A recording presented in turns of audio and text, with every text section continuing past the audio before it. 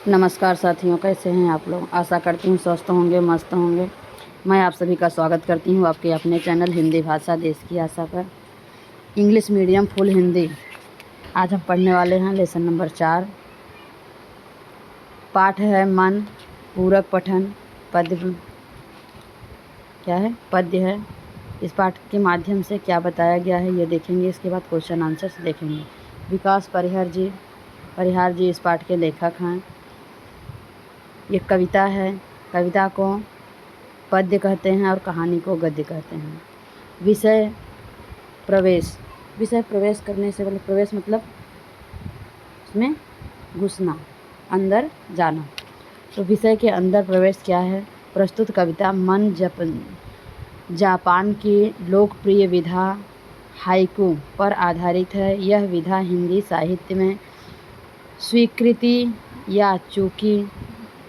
स्वीकृति पा चुकी है। इस विधा को विश्व की सबसे छोटी कविता का स्थान प्राप्त है। हाइकू मतलब सबसे छोटी कविता। इस कविता में कवि ने तीन छोटी पंक्तियों में अलग अलग घटनाओं पर अपनी विशेषताएं बताई हैं।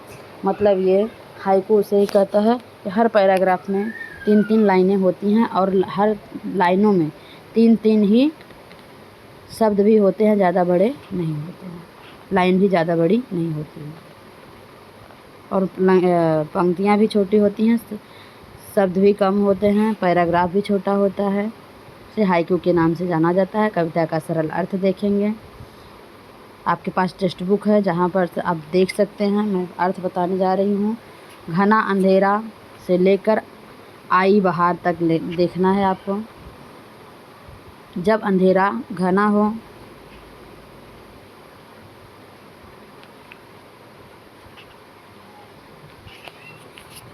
जब अंधेरा घना होता है तब प्रकाश और अधिक चमकता है। अर्थात जब प्रतिकूल परिस्थितियाँ घने अंधकार के रूप में हमें घेर लेती हैं, तब वहीं से एकाएक प्रकाश की किरणें फूट पड़ती हैं। हमें पूरा जीवन काम करते रहना चाहिए। यह नहीं सोचना चाहिए कि हमें क्या प्राप्त होगा। अगला, जीवन रूपी नैया यदि संसार रूपी सागर में डगमगा रही है तो उसे कोई अन्य संभालने के लिए नहीं आएगा। हमें स्वयं उसे पार लगाने के लिए प्रयास करना होगा। जीवन नैया, हमारे जीवन में जो भी कठिनाइयाँ आती हैं, हमें स्वयं को ही से लड़ना है, उससे आगे बढ़ना है। अगला, फागुन का महीना अपने संग बसंत के विविध रंग लेकर आया है। यह समय उल्लास मतलब प्रसन्नता का, उमंग का समय है। अतः हम सभी को कुछ समय के लिए चिंताओं और परेशानियों को भूलकर बसंत ऋतु का आनंद लेना चाहिए। अगला, गुलाब का फूल कांटों के बीच भी हंसता है। कांटों के बीच मतलब जैसे गुलाब का फूल कांटों के बीच हंसता है, मतलब वैसे ही हमें कितनी भी कठिनाइयाँ हों, कितनी भी परेशानियाँ हों, हमें भी हंसकर उसी से पार होना चाहिए। खिलखिलाता है, वह हमें हर पल प्रेरणा देता है कि परेशानियों से घबराए बिना अपना काम करते जाना है। अगला, नेत्रों से अश्रु बहते हैं तो यह मानना चाहिए कि मन की कुंठा नयन रूपी द्वार से बाहर आ रही है। रोना भी गलत नहीं है। अंदर की कुंठाएं जो हैं, जो कष्ट हैं, वो सब बाहर आ जा रहे हैं। अगला पैराग्राफ है, खारे जल से लेकर प्यासी ही रही, यहाँ तक लेना है। जब नेत्रों से अश्रु बहते हैं तब यह समझना चाहिए कि आंसुओं के खारे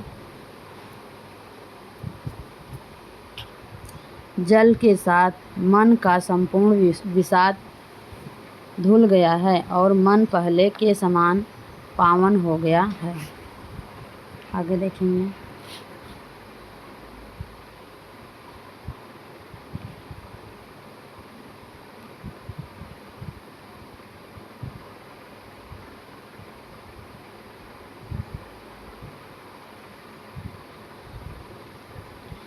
प्रत्येक मनुष्य के जीवन में अनेक परेशानियां हैं, चिंताएं हैं और अप्रिय प्रसंग। ऐसे में जीवन रूपी संग्राम में डटे रहना हमारी जिजीविषा का प्रमाण है। आगे, जब आकाश में बादल बहुत घने होते हैं तभी वर्षा होती है। इस प्रकार जब हम मन की पीड़ा बहुत गहरी हो तभी हो जाती है तो वह बादल बनकर आंसू के रूप में बरसने लगती है। मतलब मन बहुत दुखी होता है तब आंसू आते हैं। आगे, रेल की पटरियां अनंत काल से साथ चल रही हैं परंतु वे सदा रहती हैं। लेकिन वे सदा रहती मतलब हमेशा रहती हैं, दूसरे से कभी बात नहीं करती। सितारे आकाश का श्रृंगार हैं, वे आकाश की शोभा बढ़ाते हैं इनसे ही सितारे बादलों की ओट में छिपे आकाश सुना हो जाता है। वे इसी प्रकार कुछ लोग हमारे जीवन में अत्यंत महत्वपूर्ण होते हैं। उनके चले जाने पर या विमुख हो जाने पर, मतलब विमुख हो जाना मतलब अपने से मुख मोड़ लेना, मानो हमारा जीवन निरर्थक हो जाता है। कवि के अंदर अनोखी सामर्थ्य होती है। वह जिन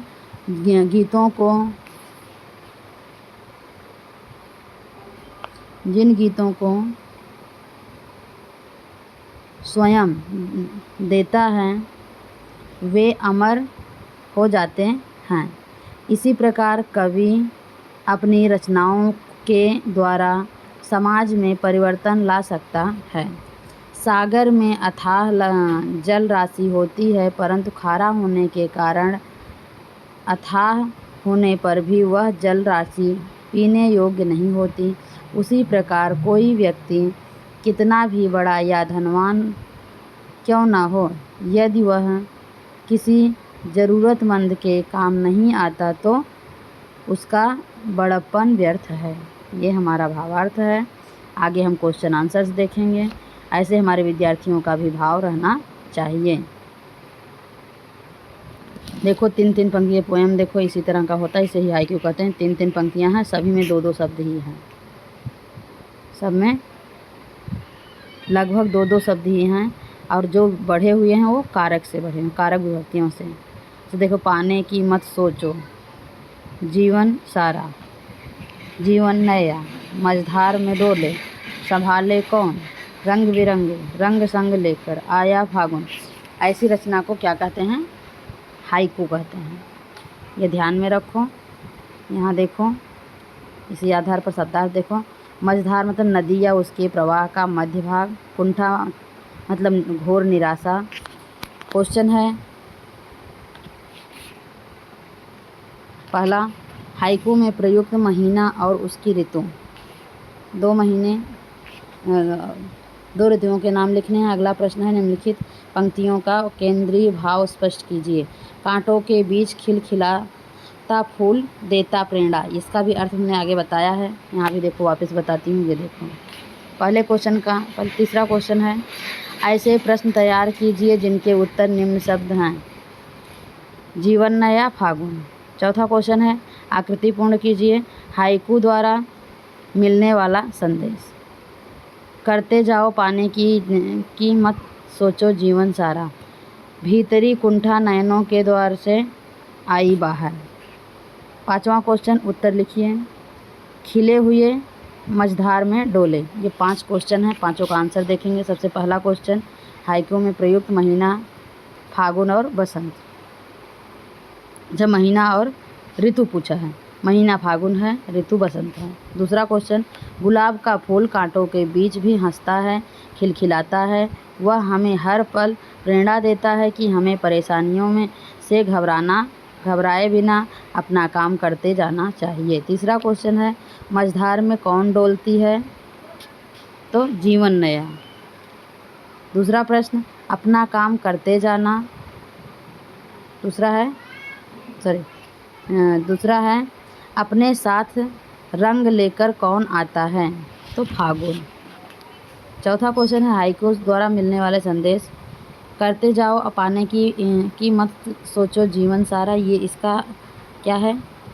संदेश है हमें पूरा जीवन काम करते रहना चाहिए, यह नहीं सोचना चाहिए कि हमें क्या प्राप्त होगा।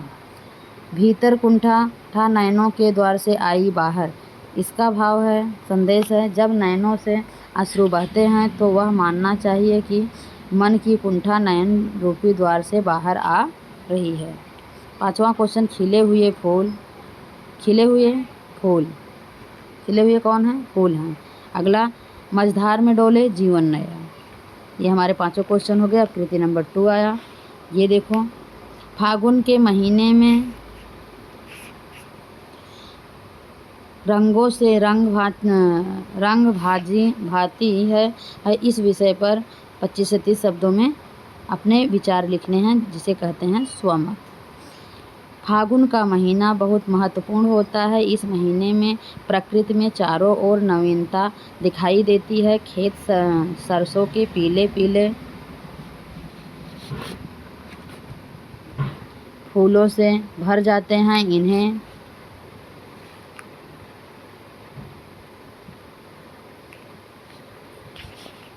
इन्हें देख कर ऐसा लगता है जैसे जीवन पर की विशाल चादर बिछा दी है। किसी ने विशाल चादर बिछा दी है। बीच बीच में आलसी के नीले फूल पीले रंग पर छाप जैसे लगते हैं। पलाश के वन लाल रंग के बड़े बड़े फूलों से लद जाते हैं। दूर से इन वनों को देखकर ऐसा लगता है मानो पेड़ों से आग की लपटें निकल रही हों। विभिन्न प्रकार के पेड़ों पर गुलाबी रंग की नई नई कोपलें आ जाती हैं। इन्हें देखकर लगता है जैसे पेड़ गुलाबी रंग के वस्त्रों से सज गए हैं। इनके अतिरिक्त फागुन के महीने में ही तो होली का त्यौहार आता है, जब चारों ओर तरह तरह के रंगों और अबीर गुलाल की बहार आ जाती है। लोग खुशी से एक दूसरे को रंगों से सराबोर कर देते हैं। इस तरह फागुन के महीने में प्रकृति तरह तरह के रंगों से रंग जाती है। ये हुआ हमारा स्वमत। ये देखो अगला पैराग्राफ पोयम का दूसरा। खारे जल से धुल गए विषाद मन पावन, मृत्यु को जीना जीवन विष पीना है जिजीविषा। मन की पीड़ा छाई मन बादल, बरसी आँखें चलती साथ पटरियाँ रेल की फिर भी मौन। सितारे छिपे बादलों की ओट में, सुना आकाश तुमने दिए ये जिन गीतों को स्वर हुए अमर। सागर में भी रहकर मछली प्यासी हो रही। ये हो गए हमारे पोएम के पैराग्राफ। यहाँ देखो शब्दार्थ दिया गया है। विषाद मतलब अभिलाषा पूरी न होने पर मन में होने वाला खेद, इसे कहते हैं विषाद, खेद या दुख। जिजीविषा जीवन के प्रति आसक्ति। ओट मतलब आड़। क्वेश्चन पे आओ। इसके आधार पर पहला क्वेश्चन है उचित जोड़ियाँ मिलाइए और आका। मछली, गीतों के स्वर, रेल की पटरियाँ, आकाश पोयम में जैसे थे वैसे ही मिलाना है। दूसरा क्वेश्चन है परिणाम लिखिए। सितारों का छिपना, तुम्हारा गीतों का स्वर देना। अगला उत्तर लिखना है छिपे हुए, धुल गए, अमर हुए। अगला क्वेश्चन निम्नलिखित काव्य पंक्तियों का केंद्रीय भाव क्या है लिखना है। चलती साथ पटरियाँ रेल की फिर भी मौन। पांचवा क्वेश्चन मन की डैश बरसती आँखें, इसके सरल अर्थ लिखने हैं। छठवां क्वेश्चन तालिका पूर्ण कीजिए। मछली स्थिति निवास स्थान और सितारे स्थिति और निवास स्थान। ये हो गए हमारे 6 क्वेश्चन। अब 6 के आंसर हम देखेंगे फटाफट। पहला मछली प्यासी, गीतों के स्वर अमर, रेल की पटरियाँ मौन, आकाश सूना। दूसरा क्वेश्चन सूना आकाश क्वेश्चन है उसमें आगे भरना है। गीतों का अमर होना। तीसरा छिपे हुए सितारे, तीसरे का पहला तीसरे का दूसरा। धुल गए विषाद। तीसरे का तीसरा, अमर हुए गीतों के स्वर। चौथा क्वेश्चन है, रेल की पटरियां अनंत काल से साथ चल रही हैं, परंतु वे सब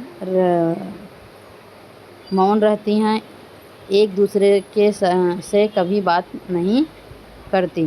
पांचवा क्वेश्चन, जब मन की पीड़ा बहुत गहरी हो जाती है तो वह बादल बन के आंसू के रूप में बरसने लगती है।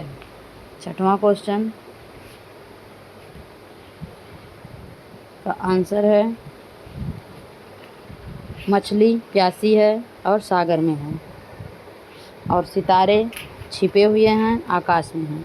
सोमत देखना है, आंखें देखने के अलावा और भी कई तरह के काम करती हैं। इस विषय पर 25 से 30 शब्द लिखने हैं। अपने विचार देखो, मनुष्य के शरीर में विभिन्न अंग होते हैं और वे अपने अपने निर्धारित काम करते हैं। कुछ अंगों से निर्धारित कामों के अलावा भी कई तरह के काम लिए जाते हैं। आँखें हमारे शरीर का महत्वपूर्ण अंग हैं, इनसे देखने का काम तो लिया जाता है, साथ ही साथ और भी कई काम लिए जाते हैं। आँखों से तरह तरह के इशारे किए जाते हैं जिन्हें सामने वाला आदमी आसानी से समझ लेता है।